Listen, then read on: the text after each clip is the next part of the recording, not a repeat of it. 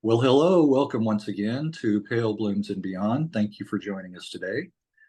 Monte Nordstrom is a Canadian singer-songwriter, guitarist who began his musical career in 1970 with the folk prog band Ptarmigan. The band left us with just one album, the self-titled Ptarmigan, in 1974. In 1999, Monte re-released the album on CD with two bonus tracks. Mr. Nordstrom would record his first solo album, Stages, in 1978. From 1987 to 1998, he fronted the Beaumonts and recorded 3 albums of original material. Monte began a second career as a mental health support service provider and as a life skills coach for ICBC Rehab, working with people with brain injuries. In 1998, he began working at Providence Farm, where he became artistic director of Providence Bluesfest, encompassing all things musical. Monte has several solo albums to his credit, including a couple of live recordings, and I like this one as Monte and the Pythons. My guest lives on Vancouver Island and is still actively compiling live and studio recordings of unreleased songs. And yes, Monte does still occasionally play live. Well, welcome, Monte. Thank you very much. Thank you for being here. Pleasure to be addressed from the state of Texas. Yes. We are bridging the gap here today. Yeah. Across hundreds of miles. And good luck to the Dallas Stars. Oh, that's right. Yes, I got my Canucks jersey in the window behind me, just so people know where I'm from. Oh, that's right. That's right. So you're a hockey fan. Oh yeah. When I moved to Edmonton in 1980 with my wife Mary Ann, we started watching the Oilers, and that was in 1980. Those first 3 or 4 years in Edmonton, that was the Gretzky-Messier years, and it was very exciting. And that's when I got into hockey. Oh, that's right. They were pretty good back during those times. How are they faring these days? I don't keep they're in the Oilers are in the playoff again, and we'll see how they do. Okay, it's just starting now. Canucks are doing their first game tonight, playing against the Nashville Predators, and everybody's just lining up. It's I think there were 2 games on last night. Ah, all right. I know the Stars usually make it, but then they only get so far, and they kind of flake out. But we'll see. Kind of like the Mavericks too. Anyway, well, at least we have our Rangers that won the series last year. At least we have that. So right. For baseball. All right. Well, take us back to the beginning, Monte. Where were you born? I was born in a little farming community called Chilliwack. My parents lived about 30 miles away in a village called Hope on the edge of the Fraser Canyon. So Hope is a little tiny town and didn't have a hospital. So when it was my time to come out, they drove down to Chilliwack, and that's where I was born. But I didn't live there. Once I was out of the hospital, I was back home in Hope. And I lived there for the first 9 years of my life. And, it was pretty idyllic, a small town on the highway. There was crossroads there. And I have fond memories of it. Yeah. Well, that's where that rock band, Chilliwack, that's where they were from, right? Well, that's where they got their name from. They started out as the Collectors, and we're actually I was going to bring that up. Right. Their first 3 albums were quite influential on Ptarmigan, especially the drumming aspects of Ross Turney and so on. The Collectors were more of a hard progressive band, and then Chilliwack was sort of got more into the hippie boogie kind of stuff. Yes, they did. Yeah, a little more commercial sounding, as well. Yeah, but they had a couple of good tracks. I remember a couple of hits. Well, talk about your early on. Do you remember hearing music being played in the house?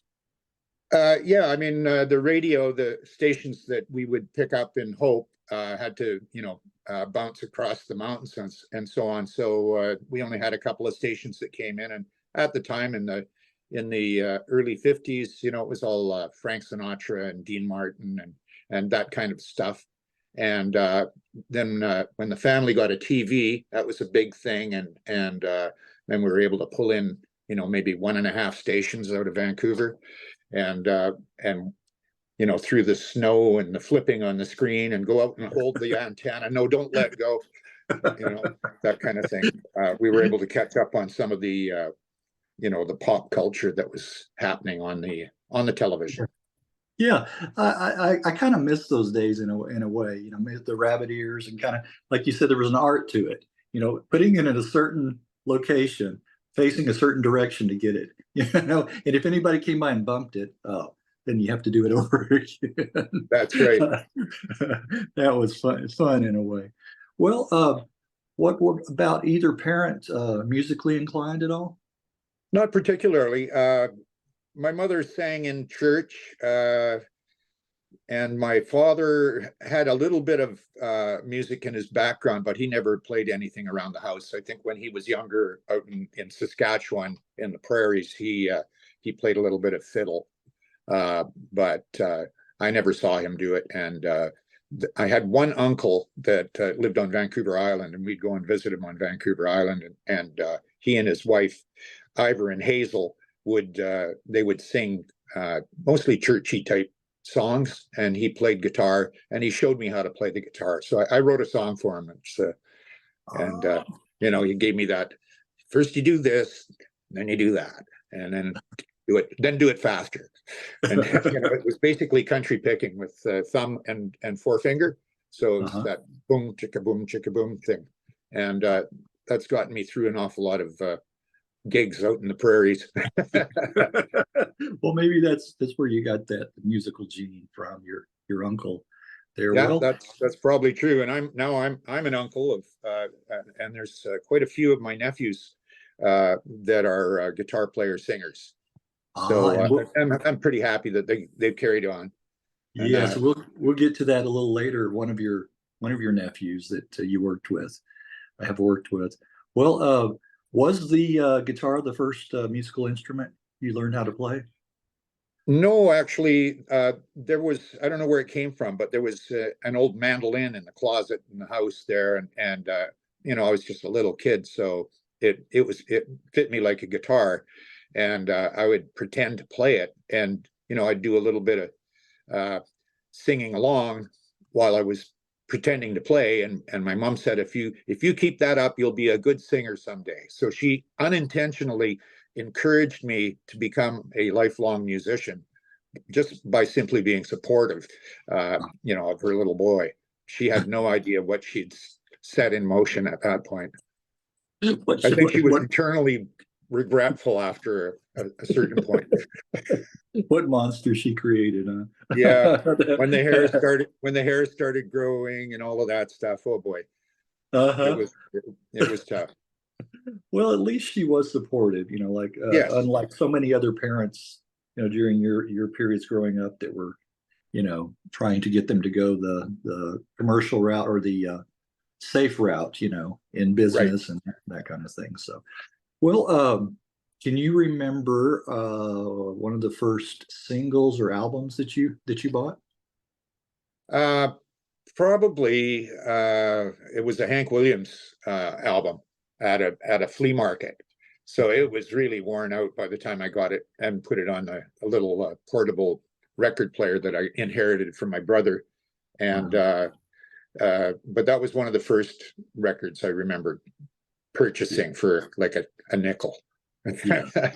Oh man, talk about inflation. Yeah, well, it was beat up. Yeah. Yeah, but you didn't care at that time, I'm sure. No, it was, and it was just one of those things. The magic of getting your own form of playing music and being able to take that in your room and turn it on and listen to it and try and figure out what's going on. And by then I had inherited my one of my brother's guitars. He didn't show any interest in it. He got it for Christmas in 1964, and by 1965, it was in my bedroom. So it was a horrible little silver tone guitar that came from the catalog, and had really high action on it, but you know, makes your hands stronger when you have to have that resistance training. Yeah. And you didn't want it sitting there collecting dust either, you know, so you put it to use. I put it to use. Yeah. I learned some chords. Then when we moved to Vancouver Island, I got some guitar lessons for a short period of time. We lived about 3 miles out of town, so I'd ride my bicycle into town with the guitar over my back on my bike. And if it was raining, I'd put it in a garbage bag, and I'd still go for my lesson. And but that lasted about 6 months, and then I started just teaching myself, because I'd sort of been watching different people play and so on, and I got tired of driving my bike around. I got lazy. You know, I was already starting to go downhill. Yeah, well, you know, you kind of your wings, you know, you kind of stretched them a little bit. I've heard that too with the piano and guitar, that you kind of outgrew the lessons, you know, and then you wanted to kind of, you know, go your own way and do your own thing, because they can be restricting, you know.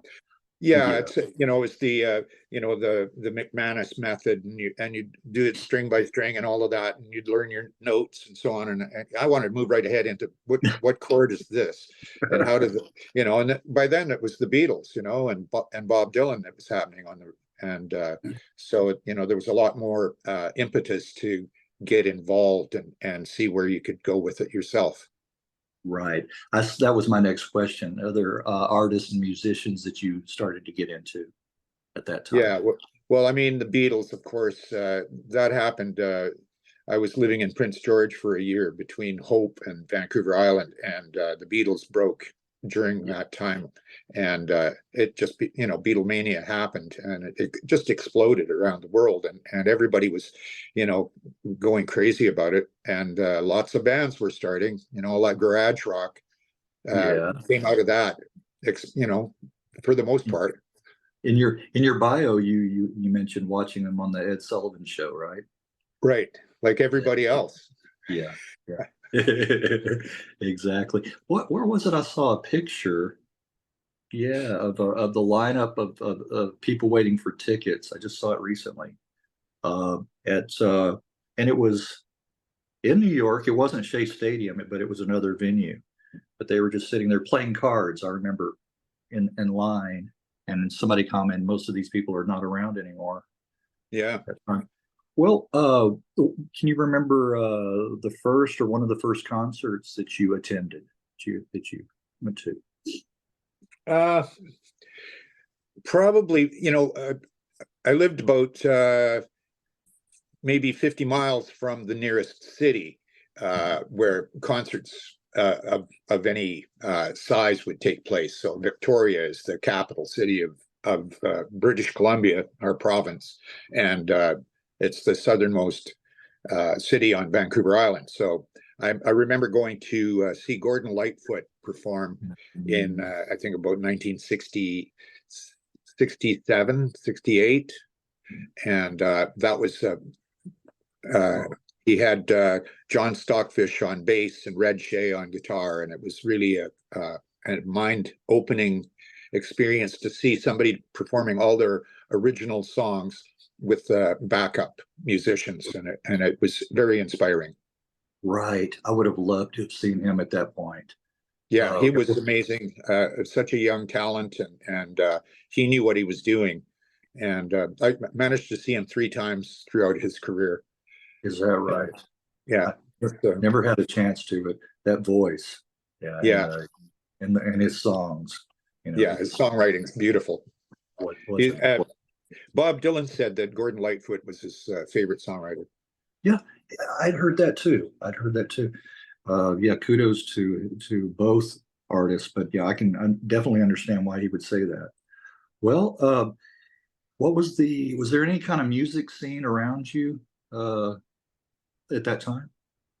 Yeah, actually, some of the guys maybe 2 or 3 years older than me were already maybe had jobs and bought electric guitars and amplifiers and stuff like that, and formed rock bands. And so some local rock bands were happening, and there would be battles of the bands at the local annual agricultural fair. There, everybody'd go, and maybe there'd be 3 or 4 bands playing, and they'd get voted who's the best band, and so on. So the Patterson brothers from Duncan were they were a big influence on that. They actually lent quite a bit of equipment to us when we were starting Ptarmigan, so that we could do concerts and stuff like that. So we borrowed their big Fender amplifiers to use for PA systems.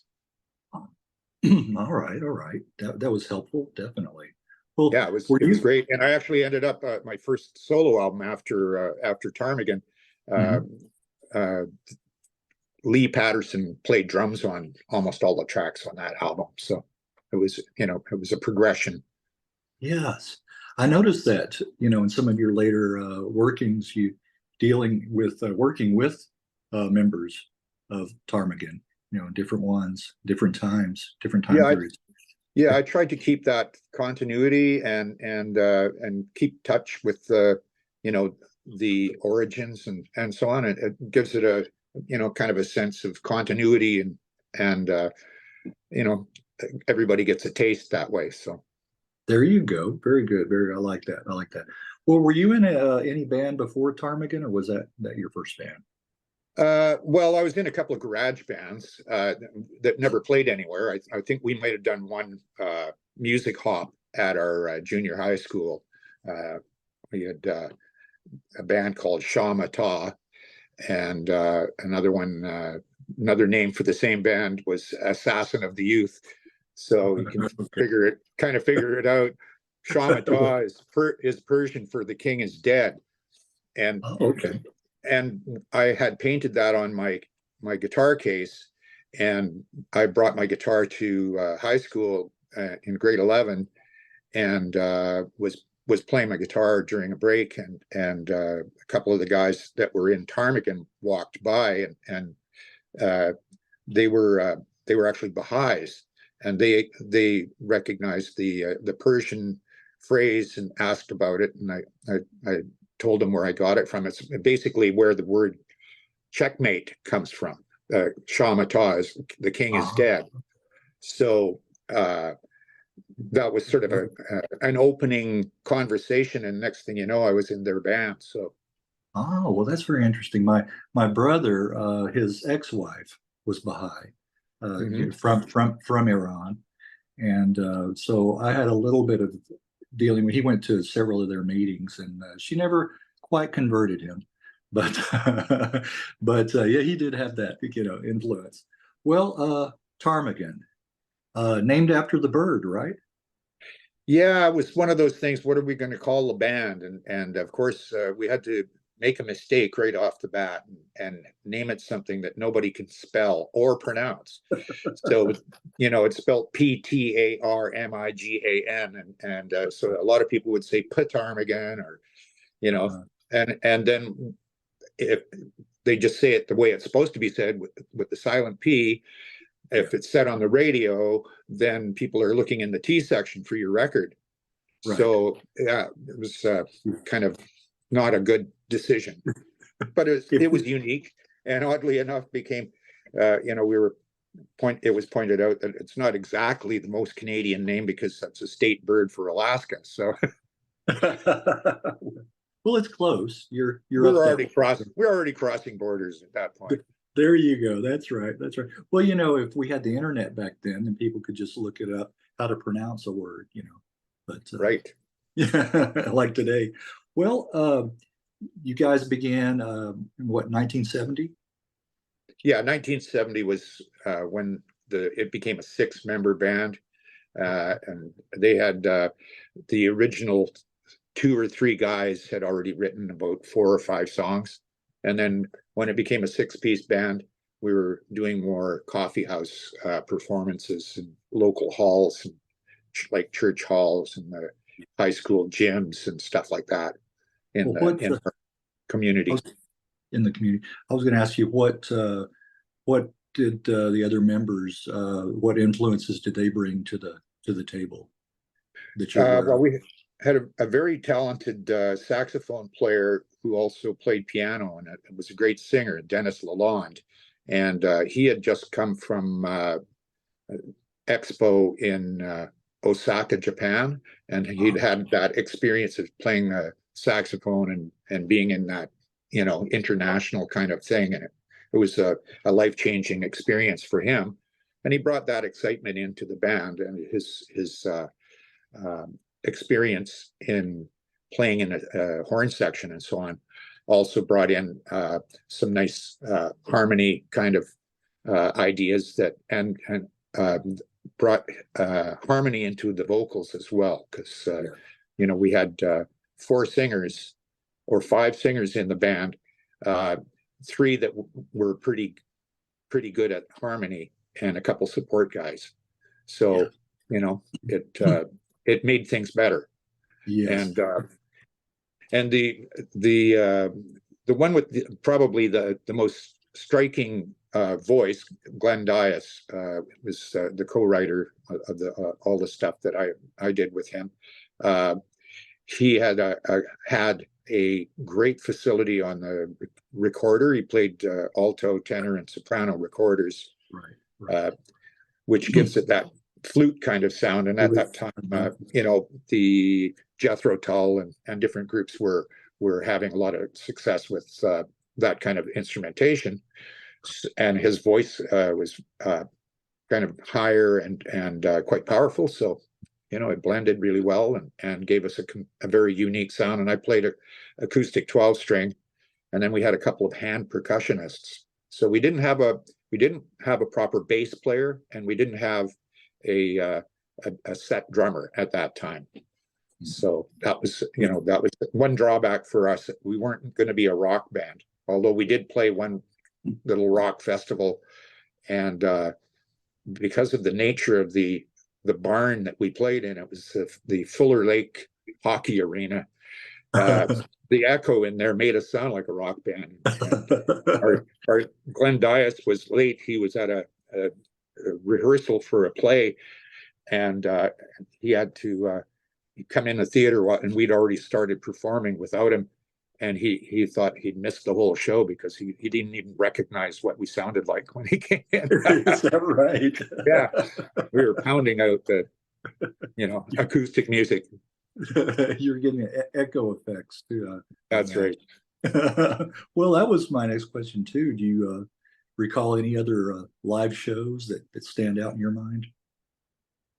Well, the actual 6-member band Ptarmigan didn't last that long. We broke up after about 1.5 years, and it dwindled.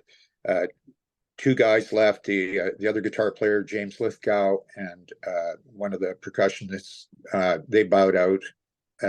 And then Dennis Lalonde, the sax piano guy, he had some commitments with his girlfriend and whatever he was doing at that time, and chose not to continue.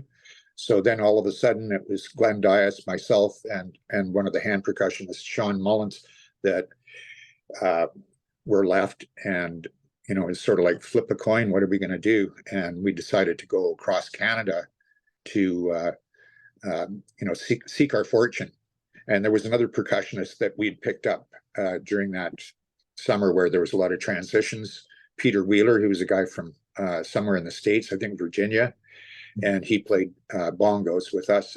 And so we were ready to go somewhere, but it turned into a duo pretty quickly. And Glenn and I traveled across Canada to Winnipeg. We went by train out of Vancouver and stopped in Winnipeg, and we immediately hooked up to a club called the Ting Tea Room, which is kind of a famous Winnipeg source of music and lots of stories from that era.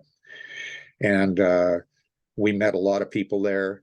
Some continue to be friends with us. Long John Faulkner runs a music venue here in Duncan on Vancouver Island, and he's one of the main proponents of the music scene on Vancouver Island. Really, he puts on a lot of shows. He puts on a show every night. Does he? Okay. Yeah. Still very active. Very active. Well, who was Paul Horn? Paul Horn, when Ptarmigan was the six piece, we entered a talent contest, the Vancouver Island Search for Talent contest. It was actually part of the provincial thing to do with the centennial of British Columbia, and so bands from all over the province entered this thing, and we managed to get to the finals in Victoria, the semifinals for our region, and we were voted by Paul Horn and the conductor of the Victoria Symphony and a newspaper writer. They decided we were the ones that showed the most promise and sent us over to Vancouver for the finals.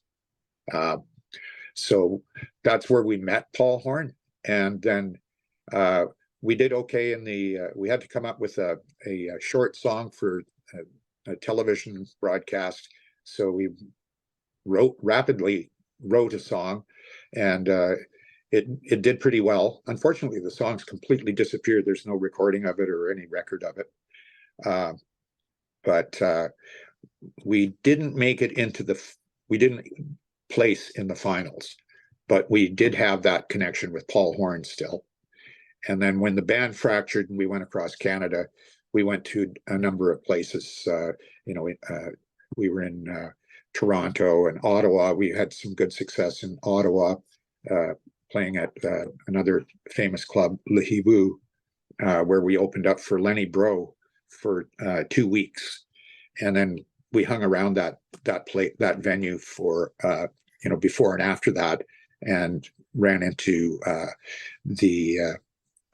synthesizer prog band called Syrinx. They were out of Toronto, and got to guest set with them, and we also met and hung out with Sonny Terry and Brownie McGee. Which was a real treat to meet those guys. Yes. The biggest influence on me personally was the 2 weeks that I spent following Lenny Breau around like a puppy.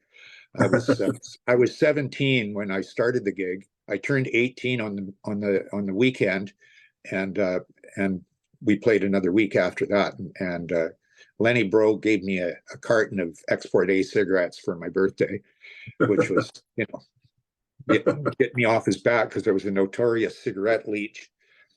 And then we hung out and had some pretty cool experiences, and we talked a lot about music, and I was with him on my birthday. We were at a party, and he got to hear the band Yes for the first time. He'd never heard them. Uh-huh. And him being such an incredible musical genius, when he listened to, I'm not sure if it was Close to the Edge or Fragile, he listened to that album, and it was like a mind blower for him. Right. Great albums, both. Yeah. And then the experience of watching Lenny Breau do 2 shows a night for 2 weeks, that was the biggest musical lesson I ever got, and it stays with me to this very day. Yes. So things like that you remember and that last a lifetime. Well, the going back to the album itself, it wasn't rush recorded. It did take some time, beginning in late '72 and then finishing up in mid '73. That's correct. Can you remember any memories of the actual recording sessions? Yeah, we did basically our concert in the studio. Glenn and I performed the material just the way that we would do it in a concert. Okay. In the studio, and then percussion and bass were added to that performance. So we didn't do live off the floor with the band. The band played with us. And that's how that music was constructed. And then we had showed up with an electric bass player and Richard Mayer, and our percussionist Peter Wheeler, the guy from Virginia. And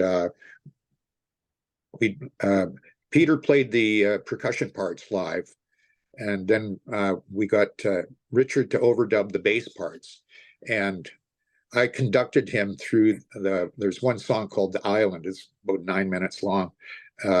And I conducted him through that. The changes were kind of like flamenco changes. It wasn't like a standard set of chords. So for whatever reason, I didn't hear the playbacks and so on, and the reasoning behind changing the bass tracks. But that particular song was the only one that they kept with Richard's bass playing on it. Paul Horn brought in Dave Field, who was his stand-up bass player, to play the bass tracks on the rest of it. I think it may have had to do with the sound of the electric bass didn't quite match the acoustic sounds of the other instruments as well. Okay. Yeah. So you pretty much, the band kind of trusted Paul Horn's judgment and in the studio, and what kind well, of. yeah, I mean, he was a larger than life person as well. Yeah. Lots and lots of history. You know, he just a couple of years before that, he was with the Beatles and Rishi Cash, and his album Inside at the Taj Mahal was quite a big album. Everybody had it in those days. And so when he moved to Victoria from Los Angeles, he was big news, and it was a honor to meet him, and we certainly respected his vision, and he was the guy that he was recording the album on spec. It's not like we had some kind of magical thing going on there. He just figured, okay, I like this music, I'm going to do it. He paid for the sessions. He paid us to record our own music. And we had some other contracts we signed with him as well.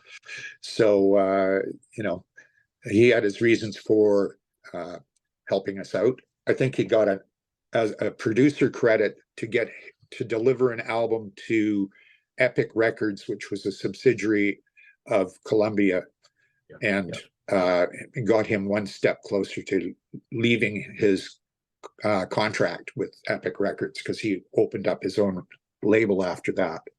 So gotcha. See, Yeah. That business so side. yeah, I mean, it was good for us, and it was good for him. And yeah.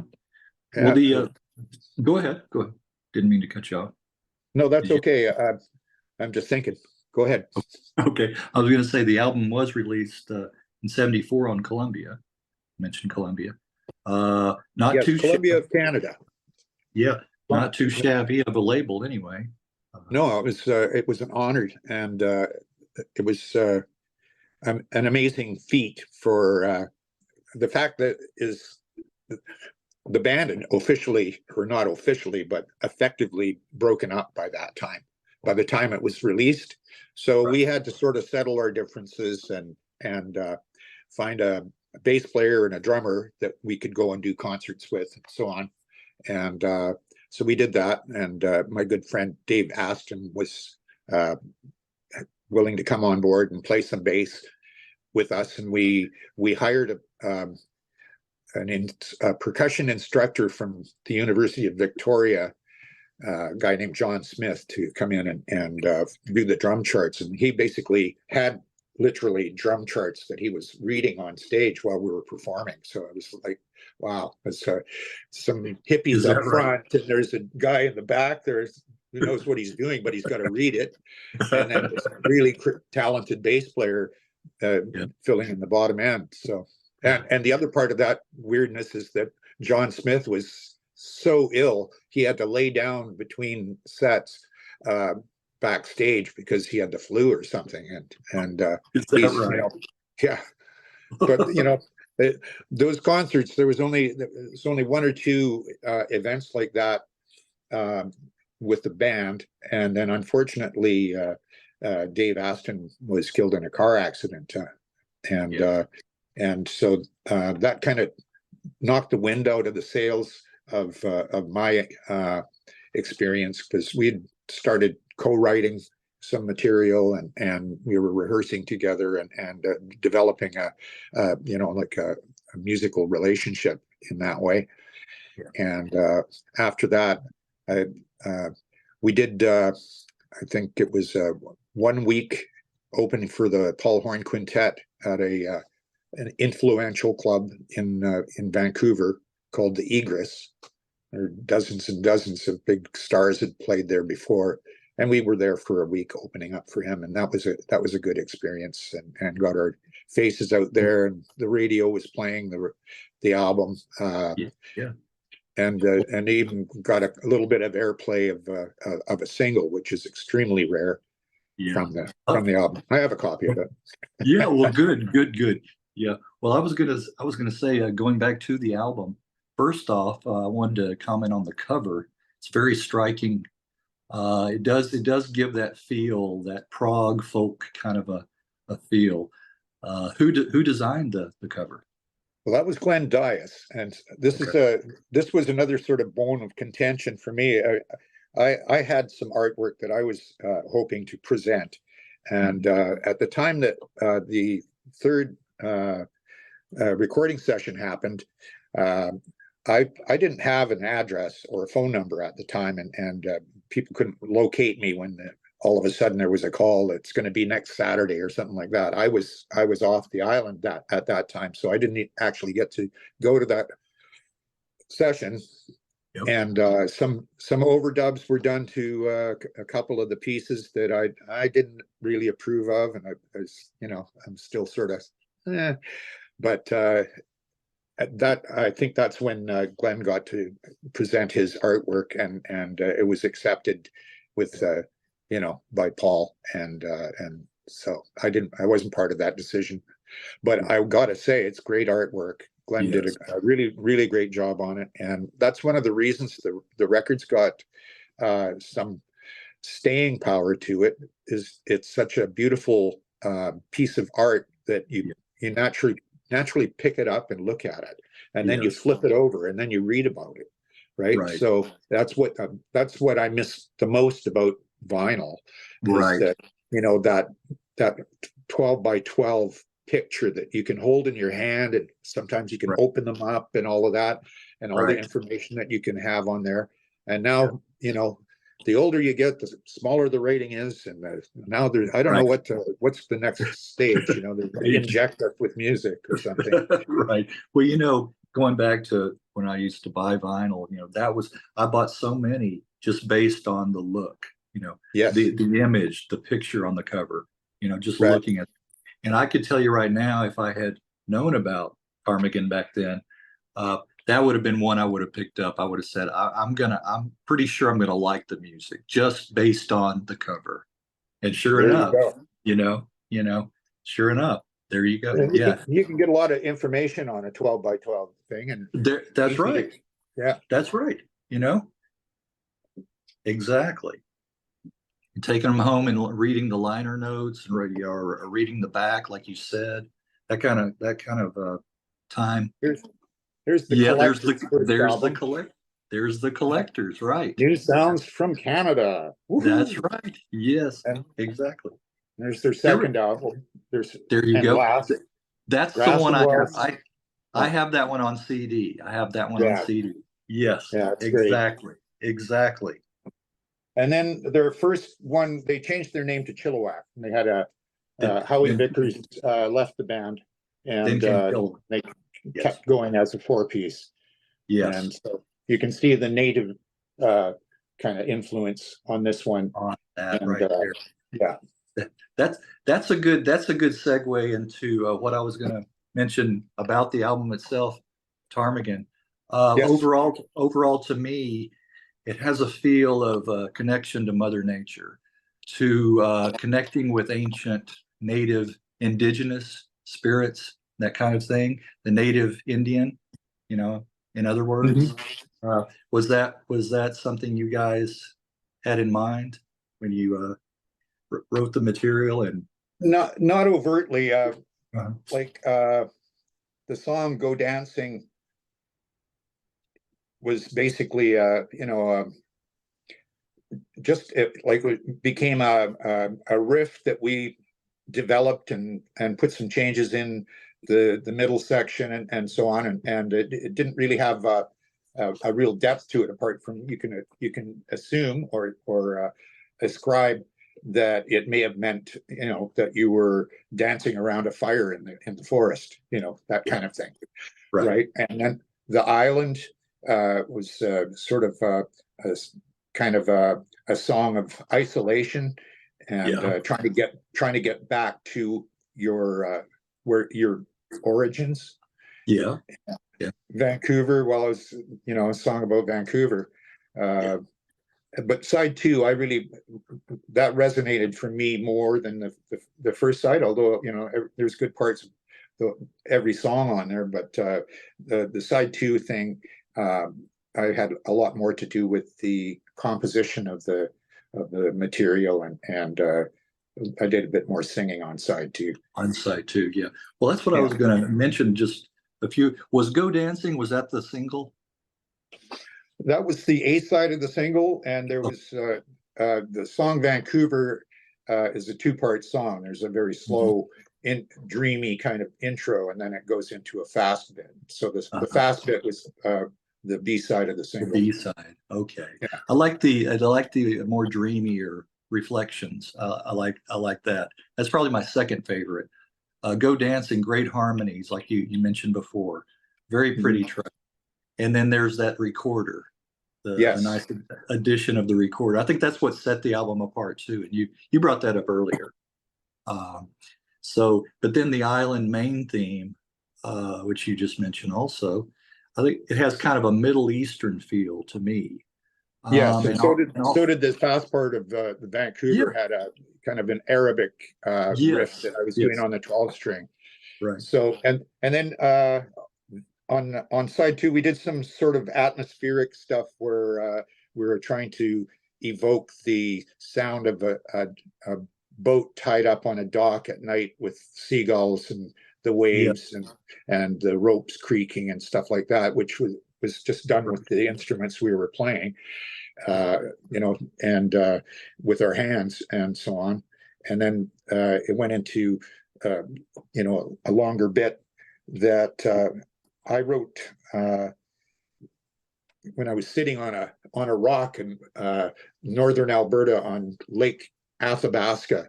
So it's like a song to the ocean in a great northern lake is the title of that, the long title of that long piece of music. And then Coquihalla was named after a river that flows through Hope, where I was born. So the Coquihalla River meets the Fraser River and goes into the Pacific Ocean at Vancouver. Yes. So it's all that, it's kind of geographical and, spiritual because of that nature. Yes. Right. I get that feeling listening to the album. Yeah. Night of the Gulls on the Wind. Yeah, that instrumental really, really nice. That's another one. Thank you. Yes. Well, you mentioned earlier about the band calling it a day, I guess the next year, 75-ish. What did the members do afterwards? Glenn kind of did a lot of traveling. I think he drifted down through the States and was doing some busking. He also was an actor. And so he had more than just the music and the singing and the recorder playing and so on that he was doing. He was also schooled in acting and got involved in some plays and so on, mostly in the Toronto, Stratford area of Ontario. And he lives in Stratford, Ontario to this day. Apparently he's not playing his recorders anymore for whatever reason. He hasn't explained that to me. We remain in touch sporadically. And then the really, it was basically a duo. So, I'm still here in the Cowichan Valley. I had intended to try and break into the music business a little bit more, officially. And I was planning on moving to Vancouver and doing that, but I ended up going to Edmonton.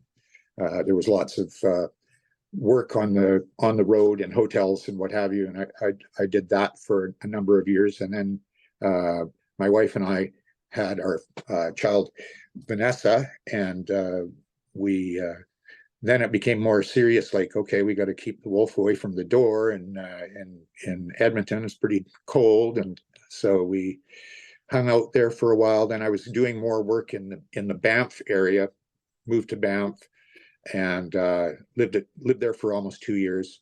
And then in 1986, there was a expo in Vancouver, and we traveled to Vancouver Island and Vancouver to see Expo. We went and saw Van Morrison at the Expo Theater, wonderful concert.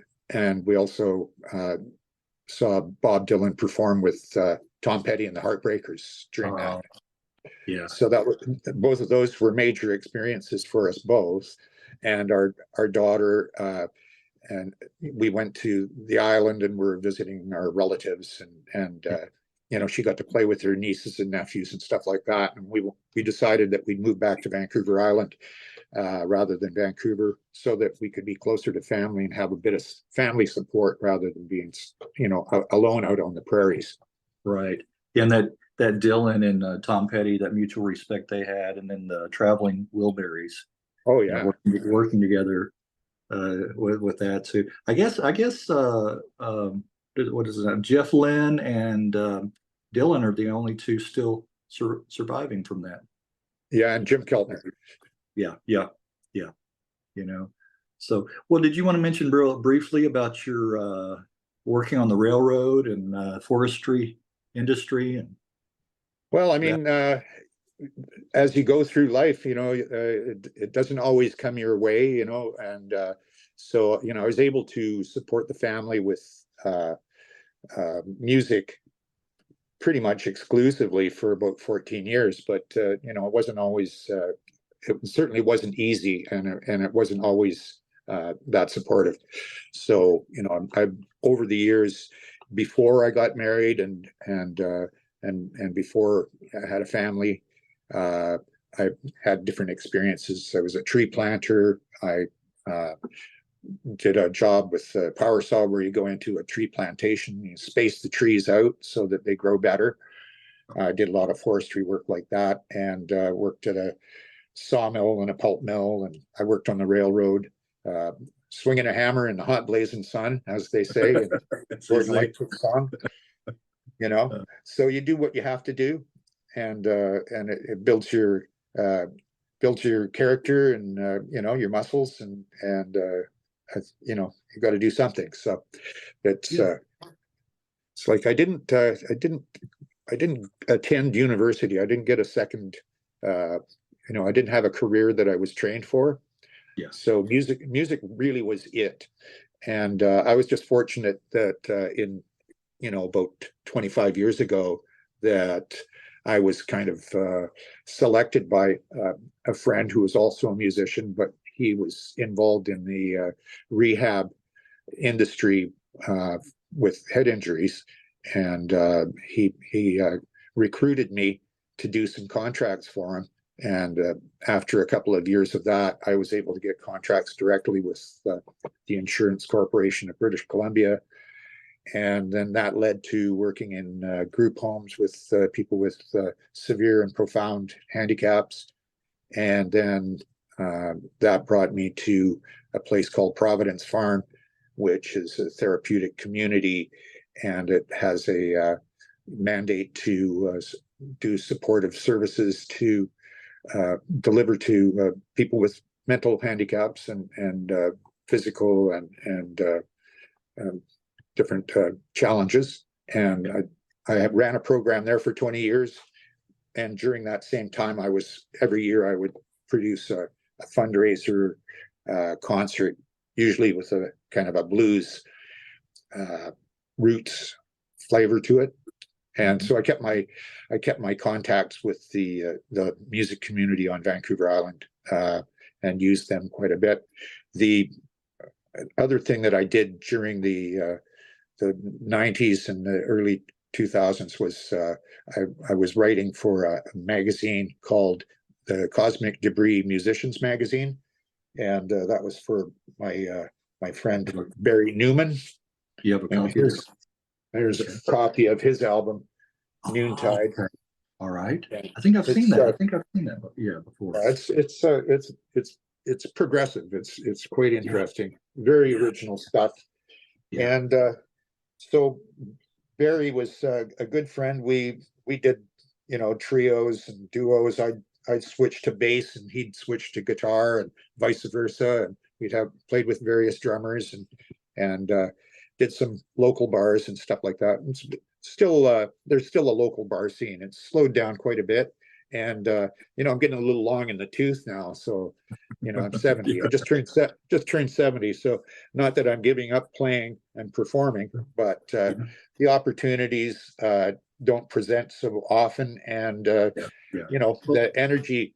I've got a big lawn to mow. So right. and you who's got gonna that mow your grass? Have you ever heard that song? Right. I have. And you got that new birdhouse to maintain. Yeah, I've got the new birdhouse in the backyard. So well, you kind of rushed through the rehab work. I wanted to just mention that must have been some rewarding work. Music is therapy and in a healing sense like that. You hear about so much. Just listening to it yourself, but then applications for music as a healing tool like that. That's true. Every week, every Monday morning, we'd start the week off with a sing-along. And, I had a book that eventually had like a couple hundred songs that people had requested. And we'd just, I'd play guitar and somebody else would have a guitar, and we'd sit around a table and all sing for an hour and a half just to start the week off. And that was very therapeutic. And then the other stuff was more,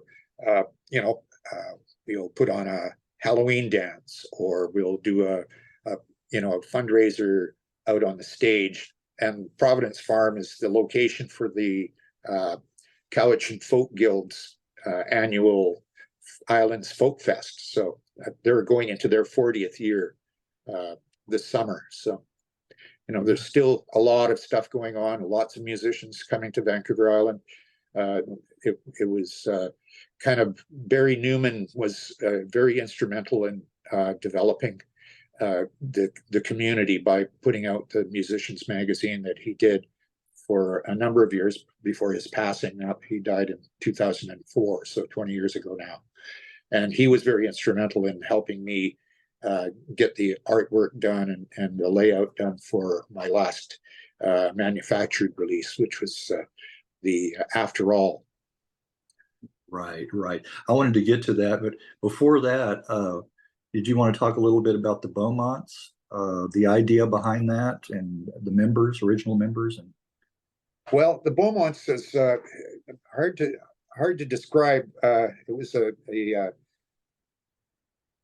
we had a venue in Maple Bay, which is about 5 miles from my house, and so it's convenient. And every Sunday night, I would go down there, and we'd have a drummer and a bass player and a keyboard player and sax player, and we'd host an open stage, and it became a pretty popular thing. We did it for 10 years. So over the course of 10 years, you develop a lot of friends and followers, and I think that band had probably about 30 different people that had played in it at one point or another. Wow. So yeah, it started off as a trio in a different bar, and then it moved over and got bigger, and it just kept on going. It was a juggernaut every Sunday night. They called it Sunday Healing Service. Yeah, that's what I was going to ask you about. The Sunday, speaking of healing and therapy, the Healing Service. Yeah, the 1994 album. Yeah, yes. It was, yes. And then, well, you also, maybe it was around this time or maybe a little bit earlier. You came down to my neck of the woods. You went to Yeah, South by Southwest. yeah, that was Uh, 1993.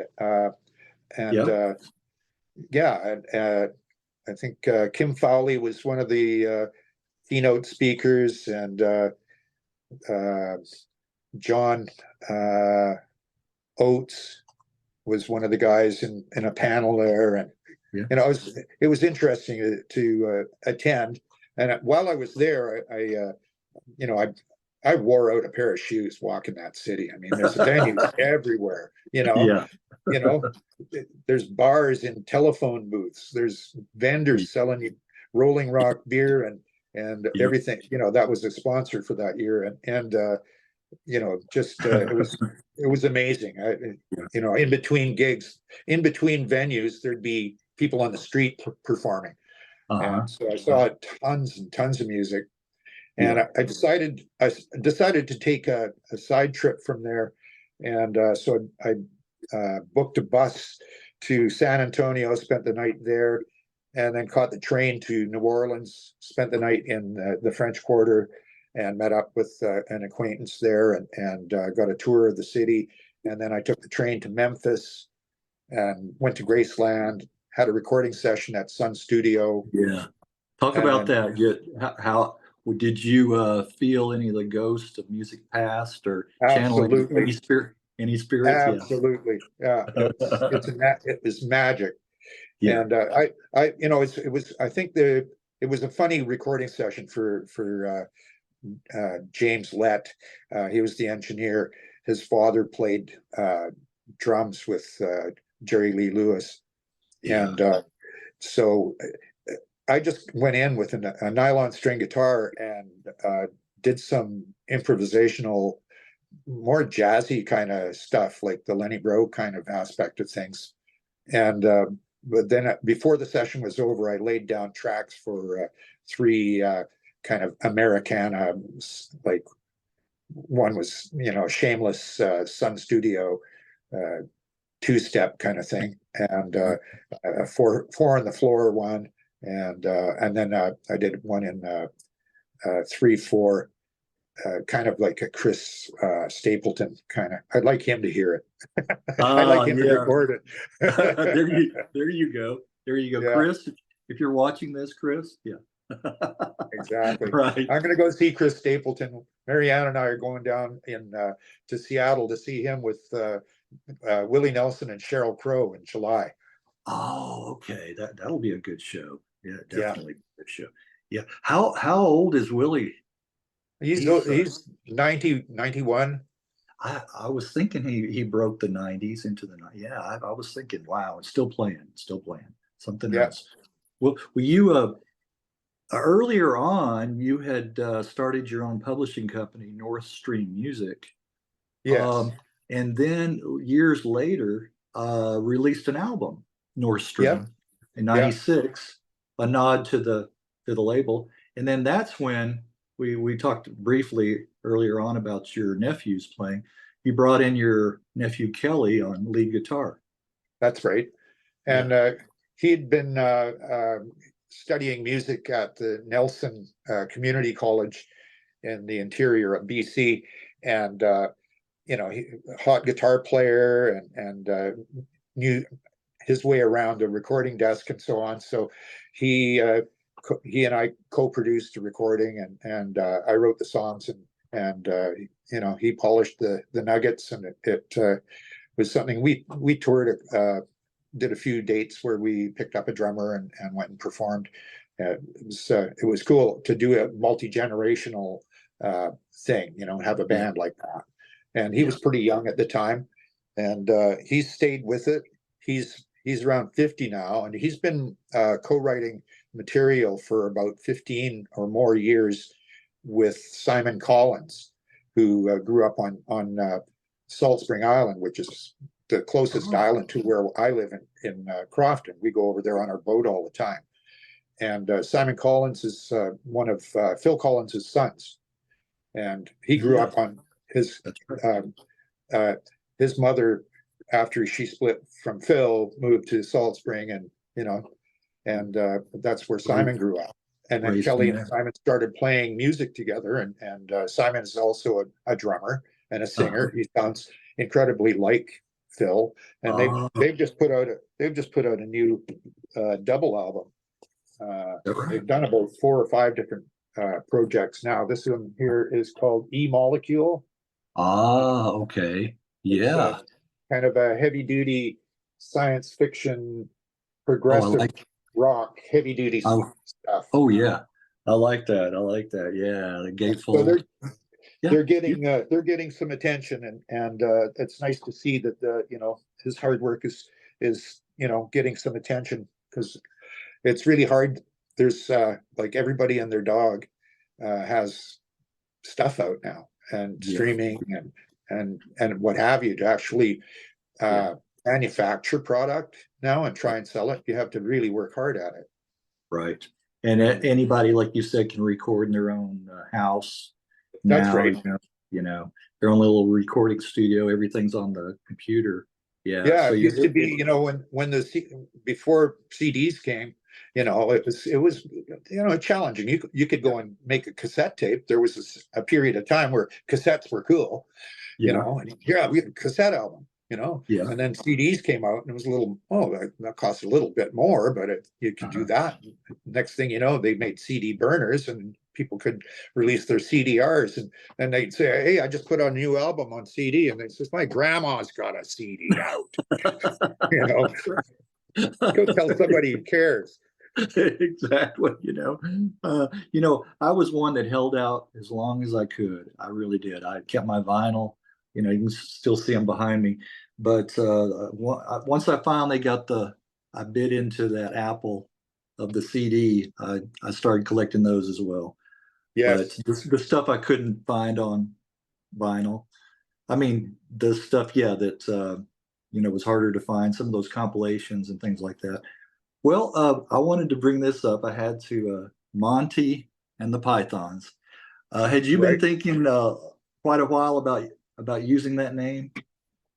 Well, it just was one of those things. It was like an opportunity to make a play on words, for one thing, and I was thinking I could get some free publicity if I got sued, and they never noticed. Oddly enough, they hadn't been to Duncan, so. But there's some artwork. Yep. And it's got that Monty Python, kind of artwork on it. From that's some artwork by my good friend Toby Nilsson's done a lot of posters and banners and album covers for me, and he's a great supporter of local musicians and so on. He's done a lot of work in the community. He's kind of semi-retired off it now, but anyhow, that was just a play on words. We'd done the Monte and the Beaumonts thing, and when that band split up, I decided to change the name. Who knows? It might be time for another name change. Who knows? Yeah. Well, did want to bring up and talk a little bit about your latest release from 2004, After All. Right. What a project. 4 years in the making, recorded in 6 studios on 3 continents, amassing 50 years of written material. Wow. And the songs were translated into 10 languages. Wow. Yeah, I threw everything at the wall on that one. Yeah, I'm glad, as far as the music goes on there, I'm glad you brought in the mellotron on that album. That's one of my all-time favorite instruments. Moody Blues, I guess that was the first time I ever heard that. But just the eeriness and the sound, the tonal sound that you get from that. It's nice. Yeah. So that was a nice addition. Like a mechanical string section, or flutes, or voices. Right. Yeah, I used it extensively. I mean, I had access to my friend Paul Gogo's. He also had a Baldwin harpsichord, which I used on one song. So the mellotron, I used it in as many places as I could, and it kind of I don't know, you can say I overproduced it, but when you got lots of time to think about it and so on, sometimes it's just filling in the gaps. I could do a live recording of the same material, and it'd be a lot more sparse. And I've done that material in concert lots, and of course you kind of approximate the fullness with your whatever you got on hand. So Right. there's Exactly. different ways of looking and listening to it. It was really a way of sharing some personal feelings, and for lack of a better word, poetry. Yeah. And philosophy. Yeah. Well, the first part of the album are new compositions juxtaposed with older unreleased Ptarmigan material on the second half. Yeah, it was basically like a double album on one disc. Yeah. So I think that was I just wanted to pay respect to those songs that didn't get attention from those early days, and did my best to see what happened. Well, are older materials still in the vaults from the early days that haven't been released? Not from Ptarmigan per se. I've got lots of songs laying around, and I'm approaching them. I've actually probably around 2005, I did a series of live shows with various members of the Monte and the Pythons, and we were recording our shows at that time. And there's a few songs that I think are going to show up on streamed compilations and stuff like that, and various more simplified kind of stuff. What you'd call Americana, we'd call it Canadiana. Canadian, okay. Or both, Yeah.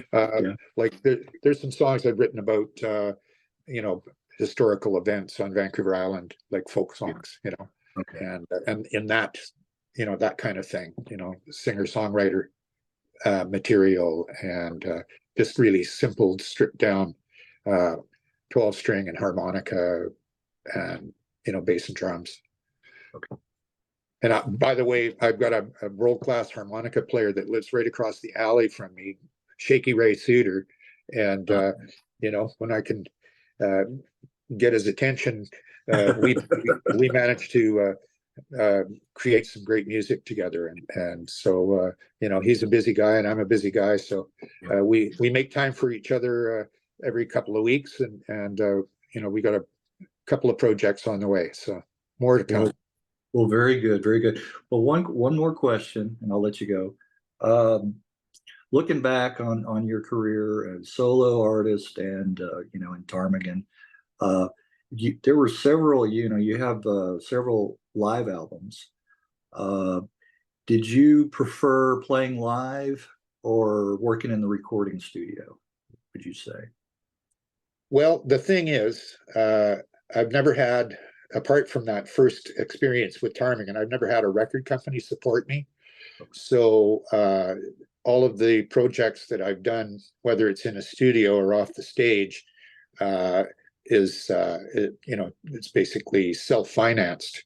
And so, if you've rehearsed enough and you've got good players and you're going in and you can be lucky and just get a board tape that's good quality, or you can hire an engineer to come in and record you live off the stage.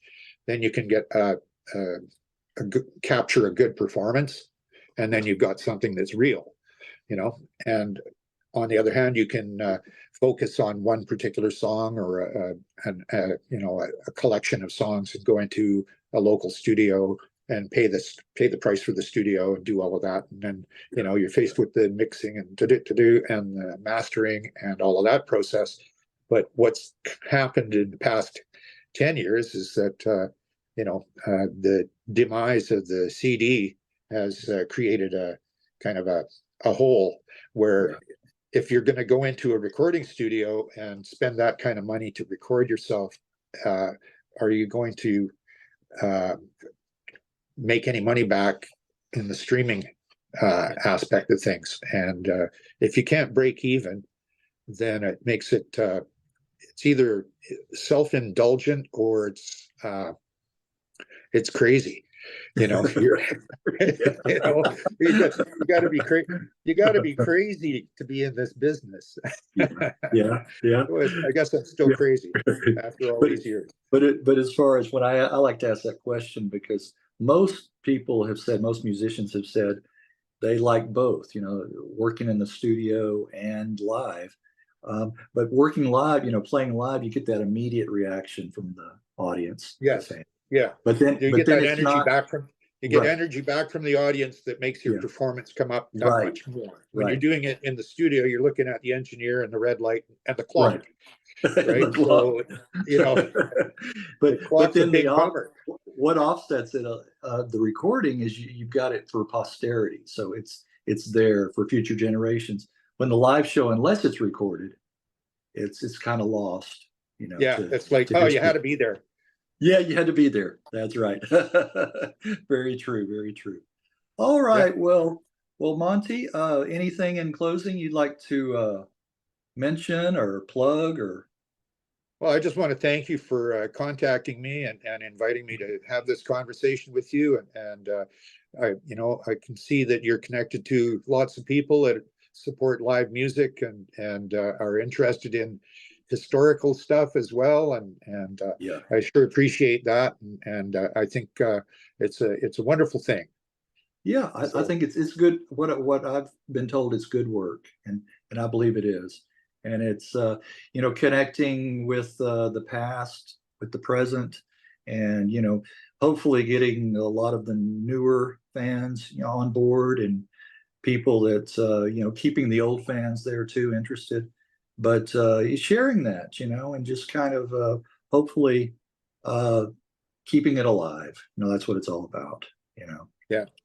And so, for me now, my focus is spending more time with our grandson Magnus, and our daughter's working on her master's, and you know, her husband's going to get his master's, and you know, it's a whole different world now for us, and we're enjoying our boat. You know, we got a sailboat on the dock and a little house in the country. So what, you know, there you go. Well, your priorities change, yeah, naturally. And well, I'm going to have to come up there sometime so you can take me for a ride on the boat. Sounds good. We'll do that. All right. All right. Monte. Thank you very much. You're very welcome. Have a great day. All right. All the best to you. All right. Bye-bye. Bye-bye.